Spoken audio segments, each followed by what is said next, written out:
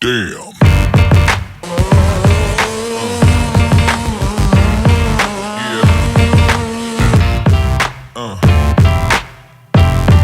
Yeah. Yeah.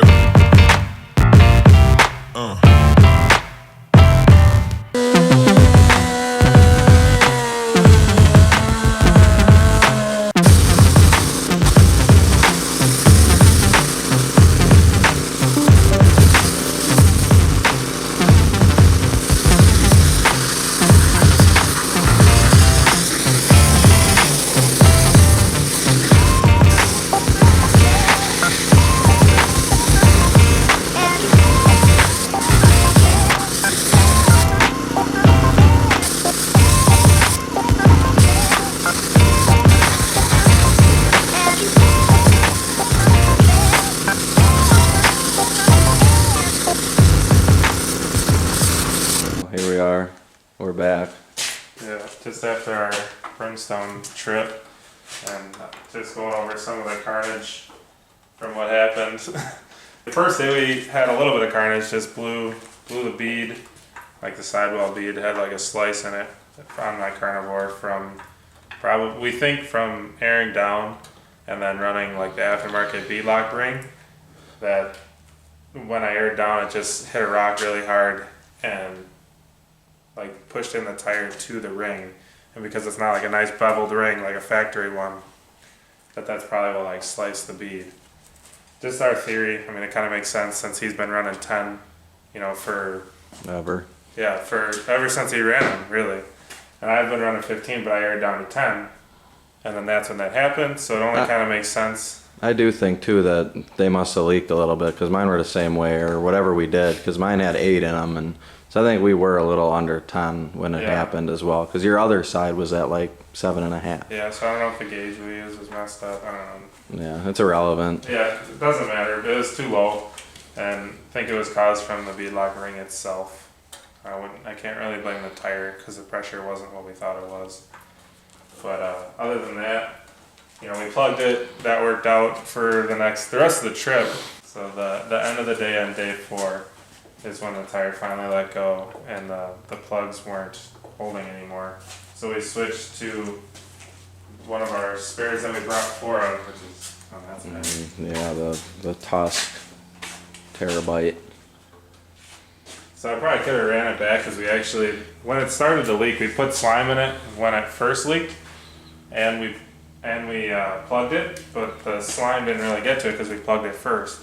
So when it actually started to leak the second time, the slime got to it, and I think it sealed back up, but we decided to throw the spare on anyways because we had a little bit of a road ride to get back to the truck, and I didn't want to ruin the tire because I do plan on throwing a bead in it, or a tube in it, either on that rim or possibly on a spare rim, and then I'll have 5 carnivores instead of 4. But I'm going to try it with my rim first and see how it works out. Other than that, the last day, I noticed that there was like some clunking coming from the front of my rig, and that was at the end of 75Y, like when we got to the top. I just heard like a pop or something, and I thought maybe it was like a CV of the axle. But so then we got out of 75Y and kind of checked it out, and come to find out there was like play in the steering. That was kind of hard to tell just because the trail was so rutted and everything. But once we got out to the flat spot, we checked it out and determined it was steering, which I actually prior to this have had issues with just really hard steering ever since I put my Weller tie rods on. Not to blame that or anything, but I bent the tie rod at Windrock, then I upgraded the Weller tie rods, and then went to the Badlands and just hit like a bump, full cut. I don't really know. I can't really pinpoint when it happened, but all of a sudden my steering just felt like I would lose power steering intermittently, but yet no lights on the dash, no nothing. So I mean, it didn't really make a whole lot of sense. I actually ended up putting in one of Weller's like high output steering like boxes, they call it. It's like the electrical output. I don't know, I ended up putting that in, Didn't really notice much of a difference. I had hopes that it was that because some people said that they were a different serial number on the 16s than the prior 17s and up. So I was like, maybe that's the problem. So I just decided to upgrade and change. You know, before we went on a big trip, I wanted to at least try something because I knew there was issues. So it seemed, you know, I had power steering intermittently, never really completely lost it, but just always had issues. So then at the end of 75Y, when I figured out that it was my steering that had a bunch of play in it, had high hopes that possibly that's what was causing it. My rack was bound up, and maybe that's why it was hard. So we got home, washed up the rigs, and pulled the rack out, and this is what we came to find. Discoveries. So first, you know, this piece of the rack here, where like the boot clamps to, you know, you can see that is all broken. Yeah, like this piece here is broke right through here. And I think parts of that actually made their way into the spine of the rack. So possibly, and the Weller rods are like machined. Unfortunately, we covered them up in the new rack. This is another stock rack. And you put like the Weller, like clevis, I guess you'd call it. I don't know what the term would be, but those actually go inside of here.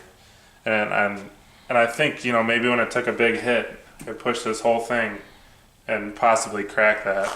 And maybe it was something was bent inside, and that's why it was hard this whole time.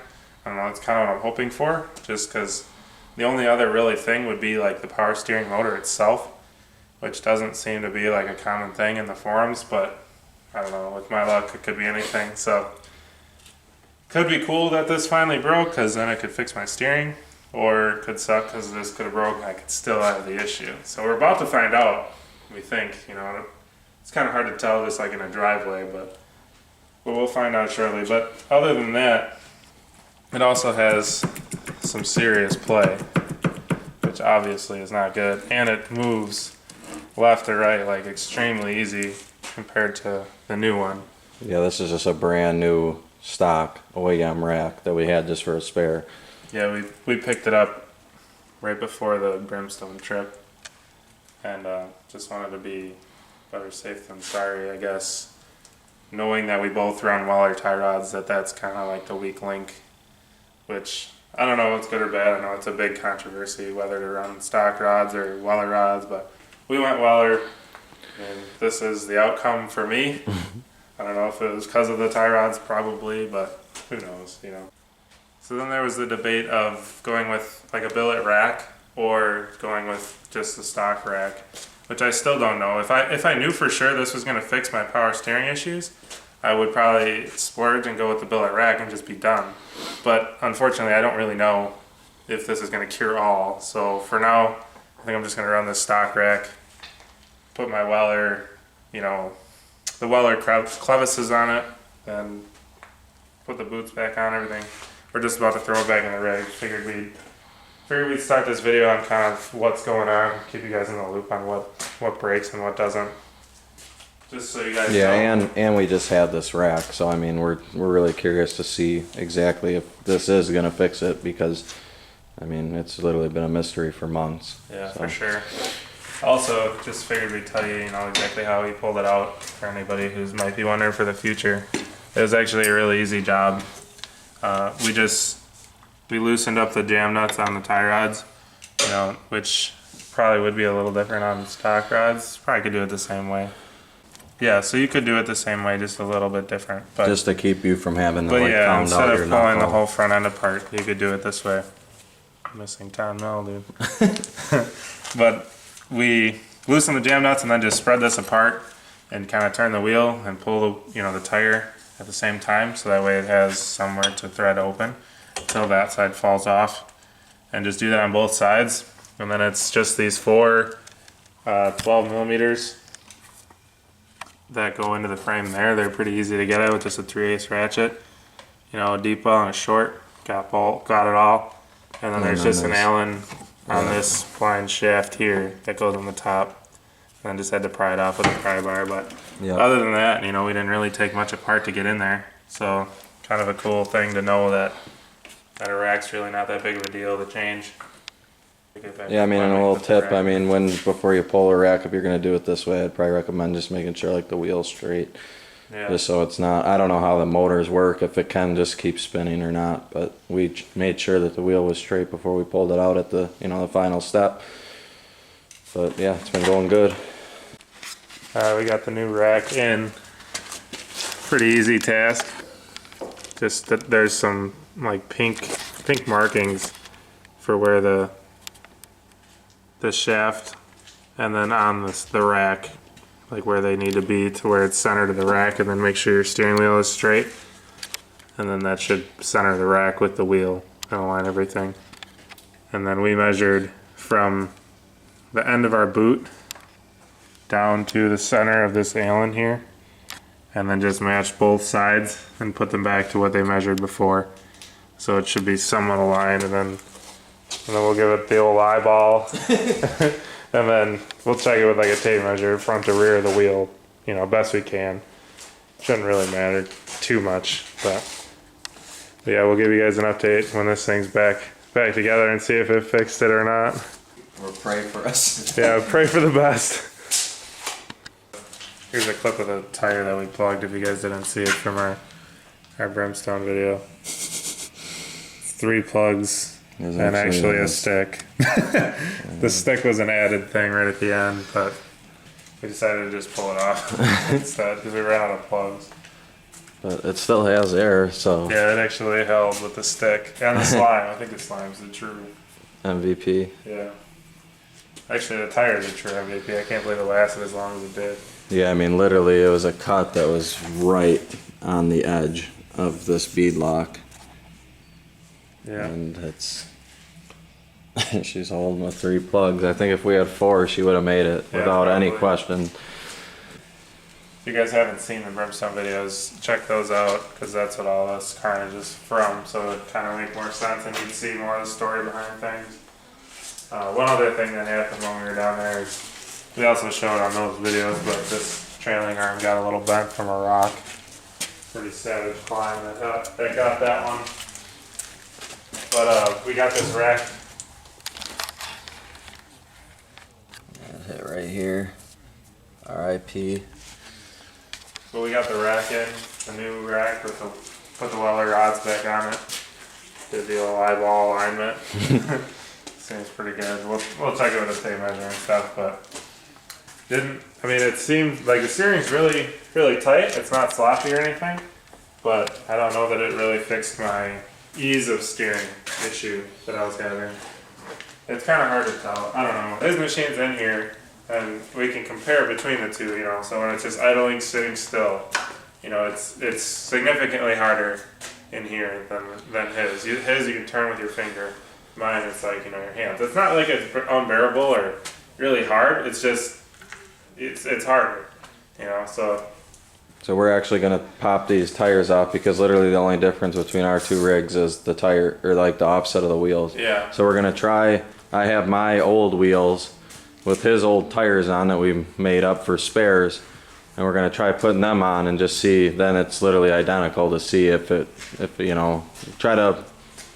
try to like knock out every possibility that it could be before we continue trying to find it. Yeah, because if that doesn't fix it or make a difference, then the only thing I haven't done is the actual motor itself, which I'm not sure if I'm at the point to doing that, because I believe they're pretty pricey. And it's not like I don't have power steering, it's just not right. Yeah. So but yeah, for those of you guys that don't know the wheels, some guys do, some guys don't, depending on what videos you guys watched.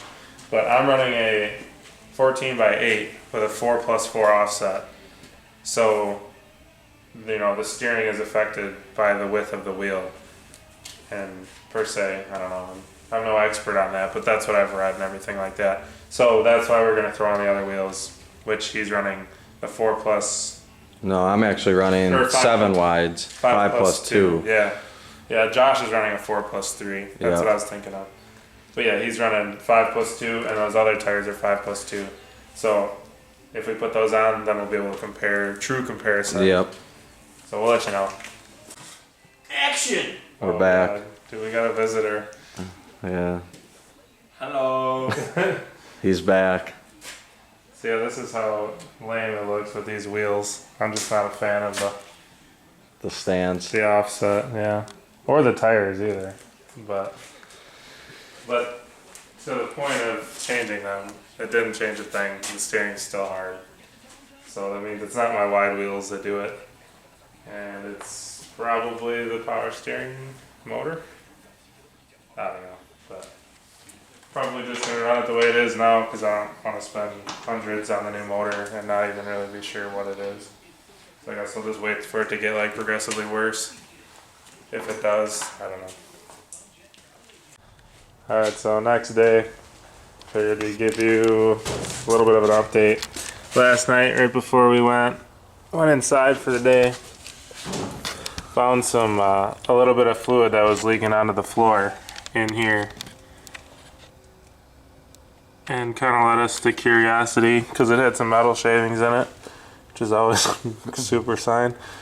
And thought maybe it was coming from the rack, but then I laid underneath it and it looked like it was wet all around the drain plug for the front diff. And unfortunately, looks like it's RIP to my diff. It's got a hole in it right there. And then there's another one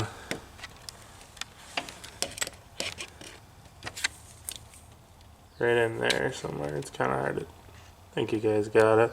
Anyways, 2 small holes, which is just kind of really strange considering, you know, the diff acted completely normal. I had no thoughts on the diff being bad, so kind of upset about that. I mean, it really sucks, especially with the rack.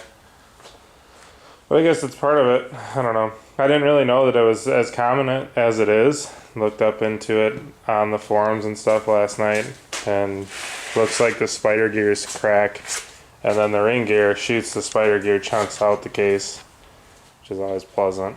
So I don't know. We're gonna do a video on pulling that thing out, switching it with whatever route I decide to go, and disassembling it so you guys can see the carnage and kind of be interested to see what actually broke. But other than that, just gonna clean that thing up, fix up the tire, and then she should be good to go with a new diff. I don't know, see how long it lasts, I guess. But meanwhile, we'll give you a little bit of an update on the little bit of carnage that Billy had. Carnage, sorta, yeah, not completely. Not really. It's still okay. So mine fared pretty well this trip, actually. He says this trip like it does bad any other time. on every trip. Yeah, the only issue, a lot of body damage, but I guess that was to be expected with what we were going down. I mean, just the washout trails really got it. I mean, this is as clean as it'll ever be because it's waxed, or not waxed, spray waxed or whatever. But it's pretty bad. Passenger side got it pretty good. Lost my rear skid plate. That's pretty gay. Not that the plastic does much anyway.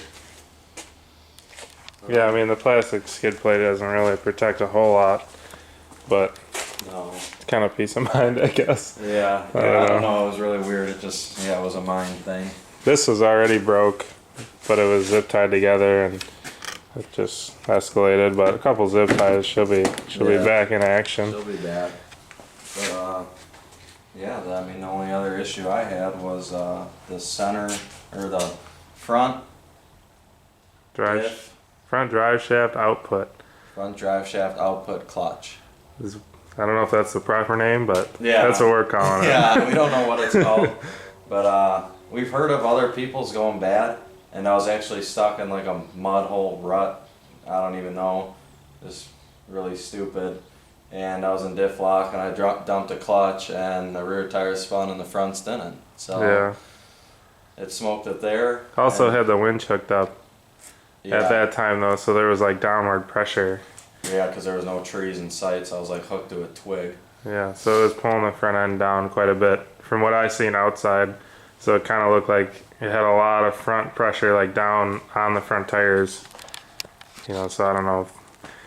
Just kind of seems strange as well that that would be the first sign of that, considering the abuse these take, you know, climbing the hills and stuff. But yeah, I mean, like you guys can see in the videos when the tire will stop. I mean, that's what's happening. Is it's that clutch is saving whatever front end diffs. well, yeah, it's supposed to save diffs, but obviously, oh yeah, here's a shot of. I didn't even get this. There's my oil that was left in there, if you want to call it oil. But anyways, back to this. Yeah, so it happened then, and then I was kind of nervous about it for the rest of the trip, but it seemed to be working fine until the last trail on the last day. And it was once again, I fell into like a washout on the trail and was winching. And I went to dump the clutch and the front didn't move again. I think we actually got a clip of that one. Yeah, we'll throw that in right here. The front spinning? No. But other than that, everything went good. No other breakage. And I mean, I wouldn't be surprised if that thing smoked. My machine has 2,500 miles on it, and it's all really hard riding, so it's been definitely worked. So yeah. She's still ticking away. Yeah, I mean, it ticks like crazy, but Yeah, literally. it's never failed me. No. So we might dive into that at some point as well, but who knows. The tipping will be fixed eventually, and I'm hoping to get one more trip on this front diff output, whatever it's called, and just to see if it's really smoked or not. Yeah, because both times it was like wedged downward with the winch. So I mean, that was the only time we really noticed it. Everything else, like, it never stopped spinning like up hills and stuff. Yeah. So I don't know. So we'll keep you guys informed on if it does it again. I mean, I'm sure our next video will be another test to it, so Yeah, I'm you guys sure. will have to stay tuned. Yeah, so What we got planned. yeah, probably the next video will probably be a little bit of a different style of riding, but it'll still be interesting. It'll be fun. Yeah, for sure. So yeah, if you guys like this video, make sure to subscribe, and if you haven't already, check out the Brimstone videos that we've got. Kind of gives like a backstory on all this carnage, other than the diff, because I didn't even know it was broke, so it's kind of inconvenient. You guys might have noticed that I'm missing a fender. Just a little bit more of carnage, but that really wasn't anything major. It just pulled this bolt through the plastic here, and then I pulled the fender off just because it was kind of like flailing like his, and I didn't want it to break or anything. So I'll throw that back on and it'll be good to go. So mine was all mechanical. My body fared pretty decently. Wasn't too bad. I think the wide wheels helped me push away from the ledges a little bit, but And the gloss. yeah, and the flat. I'll never buy another flat black machine again. Yeah, it shows every scratch. Yeah, no doubt. But yeah, guys, stay tuned.